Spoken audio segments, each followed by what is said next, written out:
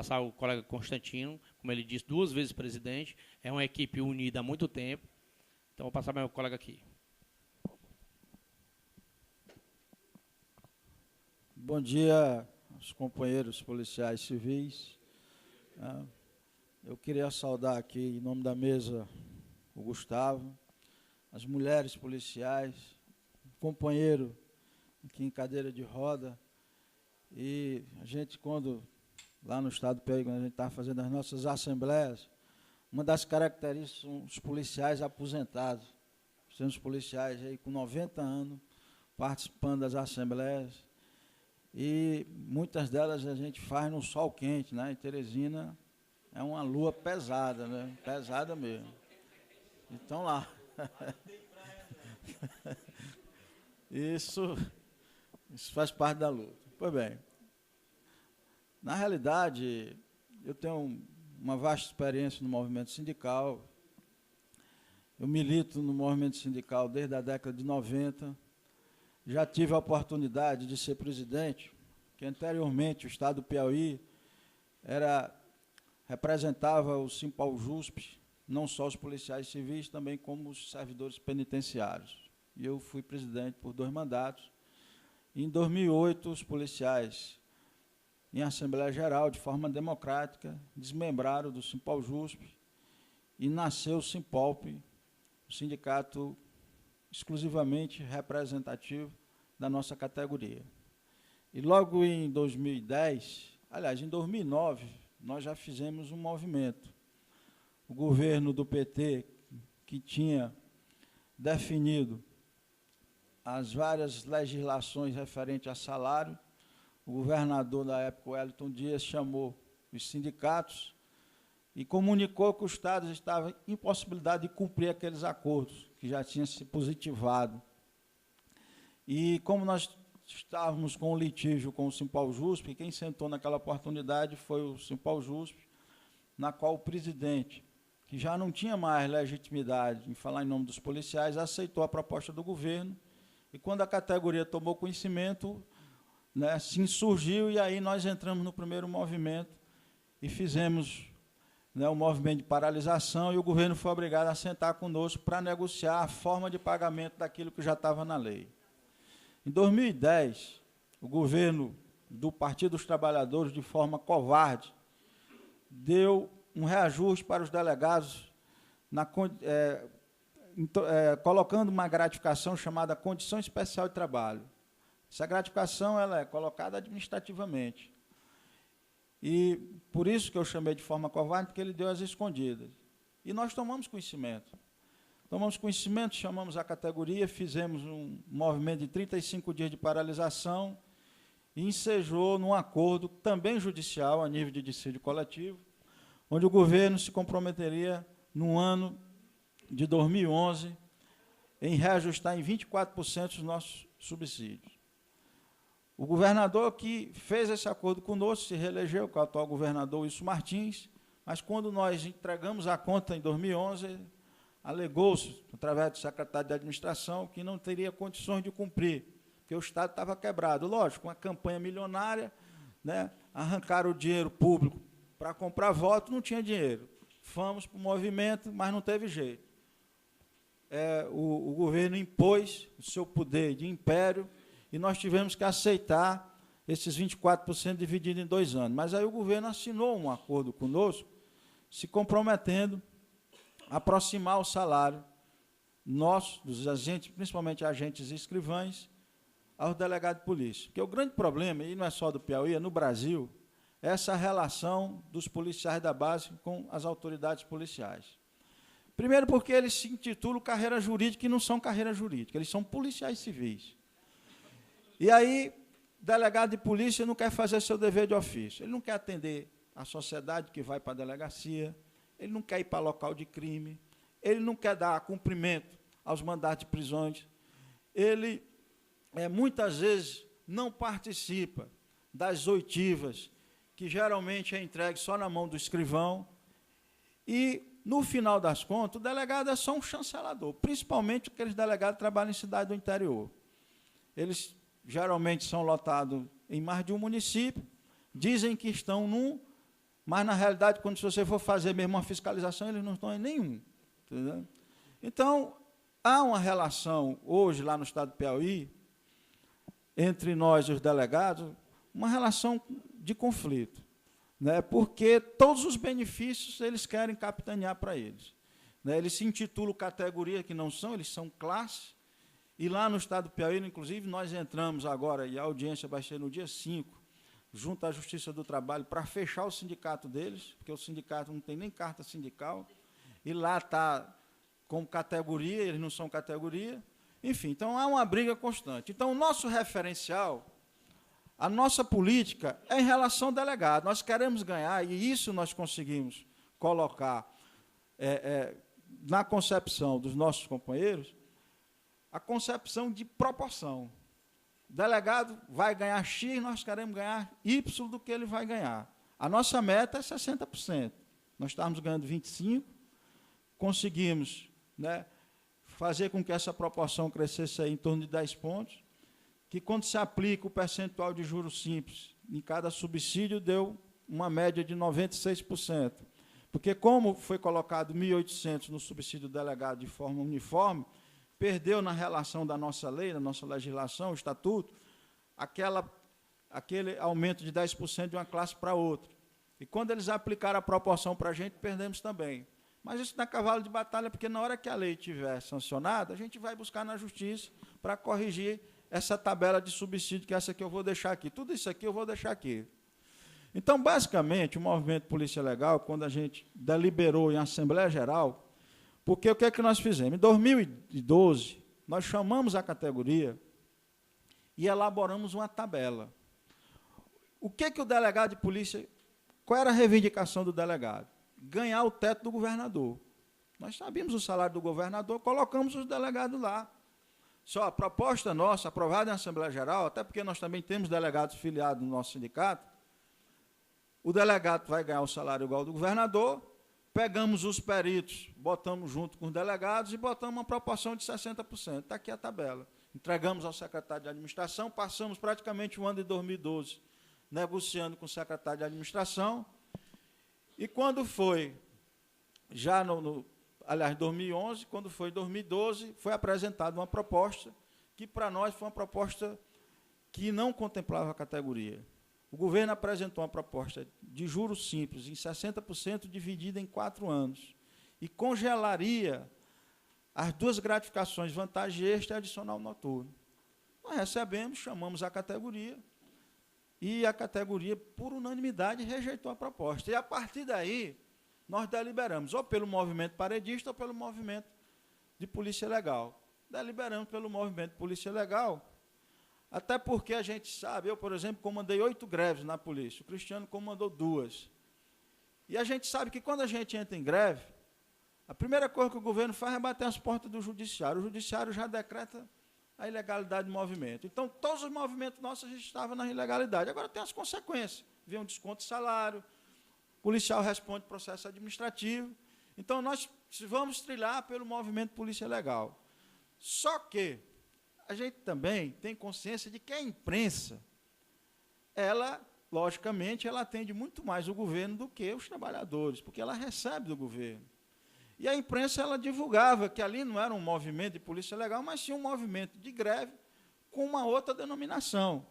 E o Estado ajuizou logo em seguida, no dia 18 de abril, logo 3 dias depois da nossa deliberação, ajuizou um processo de dissídio coletivo, onde o desembargador deu uma liminar e que mandava os trabalhadores voltar ao seu trabalho normal e aplicava uma multa, 100 mil dia ao sindicato e R$100 por policial. Então, o que é que nós fizemos? Nós fomos ao magistrado, conversamos, pedimos que ele chamasse as partes, e, a partir daí, nós também começamos a fazer o quê? Nós procuramos a OAB, o Ministério Público, pegamos toda essa questão, né, da produtividade da polícia. E, no caso da Polícia Civil do Piauí, é uma produtividade ridícula, porque o delegado não quer trabalhar, essa é a grande realidade. E aí, apenas esse item de roubo, nós pegamos furto, roubo, estupro, homicídio, Pegamos tudo, né? Fizemos um catatal de coisas, fomos ao Ministério Público, chamamos a imprensa foi, deu cobertura e começamos a mostrar os dados para a sociedade. E aquilo foi um impacto. Por quê? Porque nós estávamos mostrando que a Polícia Civil do Piauí, ela não vem fazendo o seu dever de ofício há muito tempo. E a culpa não é dos policiais. Logicamente, tem a questão estrutural, mas tem a autoridade policial que tem por obrigação de tomar todas essas providências e não toma. O delegado fica, em média, 2, 3 horas na delegacia, a delegacia que funciona 24 horas, vai embora. Entendeu? E aí, quem tem que fazer tudo são os policiais. E, a partir daí, nós começamos, né, elaboramos uma cartilha do Movimento Polícia Legal e começamos a disseminar na nossa categoria. Por exemplo, local de crime. Você só vai se o delegado for. Se o delegado não for, ninguém vai. Nós estamos aqui para trabalhar. Quer da autoridade policial? Tem um homicídio? Por que a autoridade policial não está no local de crime? Ele não ia no local de crime, não. As viaturas, denunciamos todos, está aqui tudo atrasado, além das condições que são péssimas. Os coletes à prova de bala vencidos, mostramos à imprensa, está vencido, nós não vamos usar um colete à prova de bala vencido. Ou seja, a administração da Secretaria de Segurança ficou maluca. O secretário baixou logo uma portaria dizendo que as viaturas que não estivessem regularizadas junto ao Detran não iriam sair, e aí os policiais disseram, agora é que a gente não sai mesmo. E começamos a envolver a sociedade, envolver a Ordem dos Advogados, envolver o Ministério Público. Pela primeira vez no estado do Piauí, o Ministério Público foi para dentro dos cartórios das delegacias. Nunca tinha acontecido isso. E nós estamos esperando o relatório dessa comissão que o Cristiano falou, através da promotora Luzi Jones, porque até agora o Ministério Público não fez o relatório conclusivo de tudo aquilo que nós denunciamos. Nós sabemos extraoficialmente, dito por ela, que se encontrou inúmeras irregularidades. Esperamos que se coloque no papel e o Ministério Público toma todas essas providências. Então, em razão de tudo isso, e aí é importante esse trabalho de cada companheiro, porque esses dados nós pegamos através dos policiais que tinham a senha para entrar no sistema. Não são todos os policiais que têm a senha. Então, os policiais pegaram aqui, ó, o número dos boletins de ocorrência, X boletins registrados, aos procedimentos por portaria aqui, olha a diferença. Enfim, a gente foi colocando isso para a sociedade. E começamos a ganhar apoio da sociedade. E, consequentemente, o governo foi recebendo as pressões de todos os setores, né? Então, é importante que a categoria esteja presente com o sindicato, é importante que o sindicato, todos os atos, coloque no site. Nós vamos ter uma reunião com o secretário de administração, a gente bota lá no nosso site, reunião com o secretário de administração, dia tal, hora tal. Quando a gente vai lá, tem 150, 200 policiais esperando a gente. É importante isso. Qualquer tipo de proposta, qualquer coisa, chame a categoria, nós estamos recebendo isso aqui. A função do sindicato, da direção do sindicato, é fazer esse intercâmbio daquilo que o governo traz para que a categoria possa apreciar em Assembleia Geral. Isso é de suma importância. Aí, nesse sentido, nós estamos trazendo aqui, nós temos a lei de 2000, que teve vigência em 2011 e 2012, a proposta que está assinada pelo secretário, aqui é dos delegados, aqui já virou lei, entendendo? Aqui é a tabela salarial dos delegados. Aqui é o processo de dissídio coletivo de greve. Aqui está a decisão do desembargador. Aqui é o extrato do processo. Esse processo pode até, inclusive, ser acompanhado. É só entrar no site do Tribunal de Justiça do Piauí, botar o número do dissídio aqui, acompanha facilmente. Aqui também é uma decisão dos feitos da Fazenda Pública de primeiro grau, que nós entramos com 2 ações civis públicas. Nós entramos na questão de desvio de função, nós conseguimos comprovar que pessoas estranhas à nossa instituição, né, estavam trabalhando na função, principalmente de escrivão ad hoc. Né, o agente fazendo a função de escrivão ad hoc, né, as condições das delegacias e tudo. E entramos com 2 ações civis públicas. Uma, o juiz deu a liminar. Deu a liminar, está aqui também. O governo, através da sua procuradoria, agravou, entrou com agravo contra a liminar e entrou também com um pedido de suspensão dos efeitos da liminar diretamente ao presidente. Aqui está aqui também os 2 extratos desse processo. E, por fim, eu não sei aqui no estado do Ceará, mas lá no Piauí, a Procuradoria do Estado deu um entendimento nas aposentadorias que trazia um prejuízo muito grande aos policiais civis. Nós temos a Lei 51/85, que é a aposentadoria com 30 anos dos policiais, né? Foi recepcionada pelo Supremo. O Lula, quando fez aquela reforma da Constituição na emenda 41, de 2003, ele incluiu o parágrafo 3º, que foi a criação de um fator previdenciário, é como na previdência privada. Só que, quando esse projeto começou a tramitar no Congresso Nacional, o que aconteceu? Bem, para quem é servidor público, até 31 de dezembro de 2003, não se aplica esse fator previdenciário, desde que se cumpra a regra de transição. A regra de transição é quando o homem tem 35 de contribuição e 60 de idade, a mulher 30 de contribuição e 50 de idade, 20 anos no serviço público, 5 anos no mesmo cargo, aí você ganha a integralidade e a paridade. Integralidade é a última remuneração. A paridade é quando há o reajuste na ativa, passa para os inativos e pensionistas. Pois bem, lá no Piauí, o que o governo disse? Se você se aposentar com a regra de transição, você tem integralidade. Se você for para 51, que é 30 anos sem idade, independente de mulher ou do homem, nós vamos aplicar o fator previdenciário. Em média, o policial perde 35% do subsídio. Isso traz um prejuízo muito grande, porque você perde toda a referência com o pessoal da ativa. E aí nós entramos com os casos concretos. Tem outros mandados de segurança que ainda estão pendentes de julgamento, mas nós temos 2 decisões de 2 mandados de segurança. Está aqui os acordos, também vou deixar aqui, onde o Judiciário do Estado do Piauí manda o governo aposentar o policial civil lá do nosso Estado, com 30 anos de serviço, com integralidade e a paridade. Está bem aqui. Eu não sei se aqui no Estado do Ceará tem essa mesma realidade. Se não tiver, ótimo, né?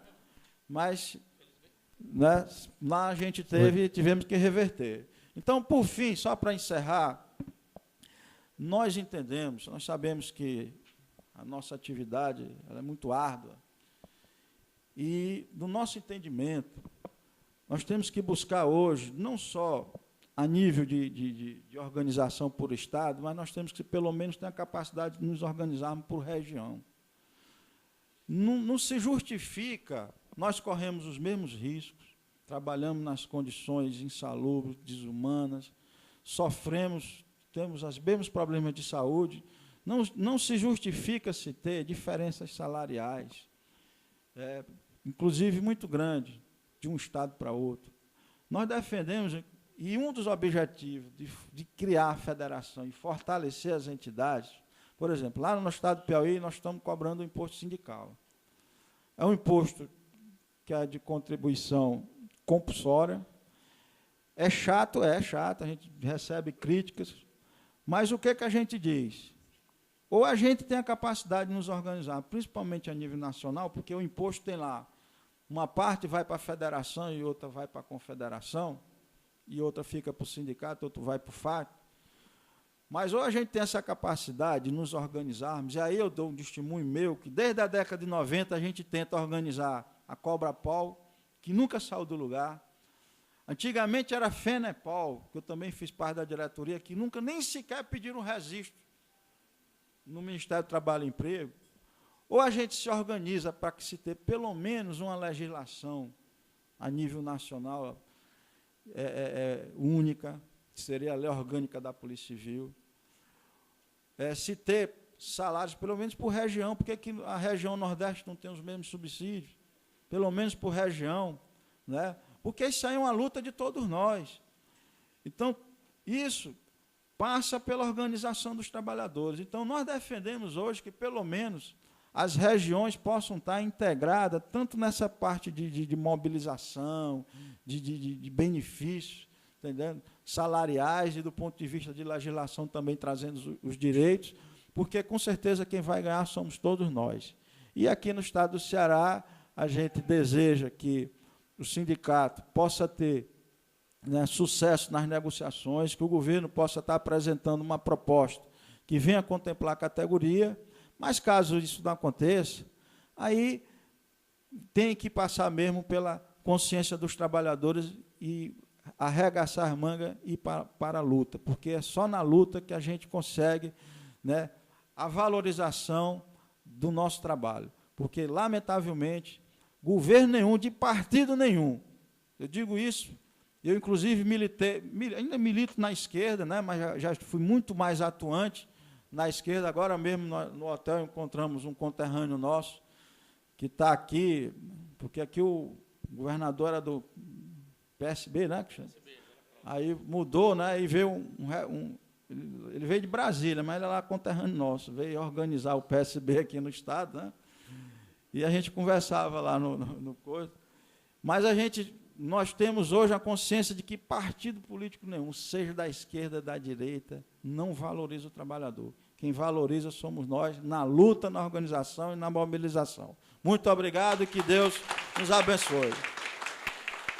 Somos uma instituição republicana. Quem prevê a existência da Polícia Civil é a Constituição Federal. Não é a lei orgânica do Ceará, ou a sua Constituição. Elas repetem. O que é que isso ocorre? Só uma emenda constitucional pode mudar. Nós fazemos parte do Estado brasileiro, não do Estado cearense ou sergipano. Santo Antônio, o que você quer dizer com isso?